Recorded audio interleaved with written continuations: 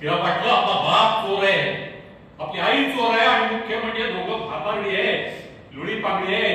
हे गरीबच्या आरोपाचं शेण त्यांच्या तोंडावर फेकलं तर ते आपलं काय वाटणं करणार आहे? सकाळ आभाळ पाठीवर घेऊन फिरणाऱ्या 8 हत्तींना विचारून पहा, ते तुम्हाला सांगतील जगात कुणी कुणाचं नसतं. अंतराळात भटकणारा एखादा आत्मा आमच्या वासनेच्या जिन्यानं या पृथ्वीवरच्या मातीत उतरतो आणि आम्हाला वाटतं आम्ही आई झालो, आम्ही बाप झालो.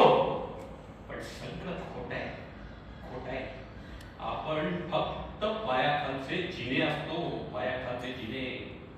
To be or not to be, that is the question. जगावं की मरावं हा एकच सवाल आहे. या दुनियेच्या उकिरड्यावर खरकट्या पत्रावळीचा तुकडा आपण जगावं, बेशरम लाचार आनंदानं की फेकून द्यावं हे त्याचं तर त्या गुंडाळलेल्या जाणीवांच्या याचा मृत्यूच्या काळात व्यवहार आणि करावा सर्वांचा शेवट एकाच प्रहारानं माझा, याचा, तुझा आणि त्याचाही. मृत्यूच्या महासर्पानं जीवनाला असा डंख मारावा की त्यानंतर येणाऱ्या निद्रेला नसावा जागृतीचा किनारा कधीही. पण त्या निद्रेला जर स्वप्न पडू लागली तर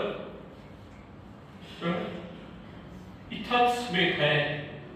नव्या स्वप्नांच्या अनोळखी प्रदेशात प्रवेश करायचा धीर होत नाही, म्हणून आम्ही सहन करतो हे जुनं जागेपण, सहन करतो प्रेताच्या निर्जीवपणाला अभिमानावर होणारे बलात्कार आणि अस्तित्वाच्या गाभाऱ्यात असलेल्या स्वत्वाची विडंबना.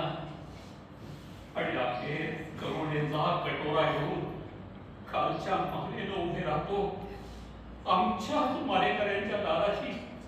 हे विधात्या, अरे तू इतका कठोर का झालास?